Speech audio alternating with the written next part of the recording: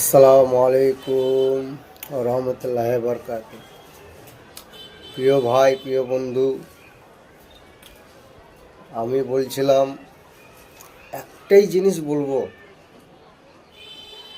কেন বলছি সবাইকে শুনেন, আমরাকে একদিন এই দুনিয়া ত্যাগ করতেই হবে। এই দুনিয়া ছেড়ে আমরাকে যেতেই হবে। জায়কাতুল মত, জায়কাতুল মত। একদিন মৃত্যুর স্বাদ বরণ করতেই হবে। যেরকম আমাদের খাসির চামড়া যেভাবে ছিলাই, সেরকমভাবে আমরাকে ছিলিয়ে নিয়ে চলে যাবে। দাদা, ছোট ভাই, সকলকে বলছি, সবাই 5 ওয়াক্ত নামাজ পড়ুন।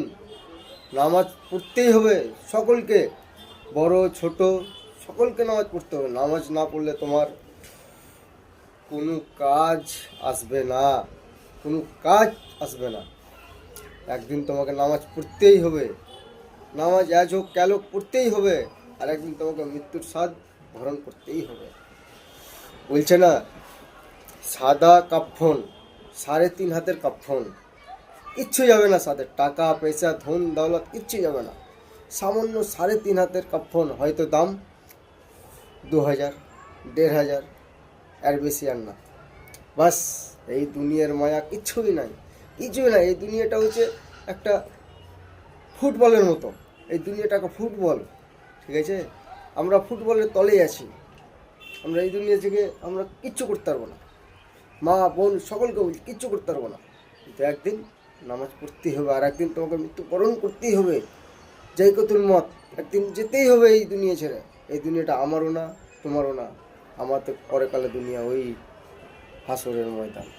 একদিন মরতেই হবে। মা বহিন ভাই বাপ সকলকে বলছি, আপনারা নামাজ পড়ুন, নামাজ ধরুন। নামাজ না পড়লে পরেকালে হিসাব আপনাকে দিতেই হবে, আল্লাহকে জবাব দিতেই হবে। এইটুকুটা ভেবেলেন না, জাহান্নামের শাস্তি কঠিন শাস্তি, কঠিন শাস্তি। আল্লাহ তাআলা বলছে কঠিন শাস্তি, জাহান্নামের শাস্তি মানে অনেক শাস্তি, ঠিক আছে? আপনাকে নামাজ পড়তেই হবে, না পড়লে কোনো উপায় নাই। এই খাওয়া দাওয়া, টাকা পয়সা, ঘর বাড়ি, কত না রাজমহল বানিয়ে রেখেছে। টাকার অহংকার। কেউ দাদা ভাই অহংকারই করবেন না। অহংকারের জিনিসটা ভালো না। গরিব অসহায় সবকে দিবেন, দান ধ্যান করবেন, ভালো লাগবে। আল্লাহ তাআলা তোমাকে ভালো রাখবে। এই পিড়িতে সকলকে তুমি ভালোবাসে যাবেন, নামাজ পড়ে যাবেন, ওই পিড়িতে তোমাকে জান্নাতবাসী করবে।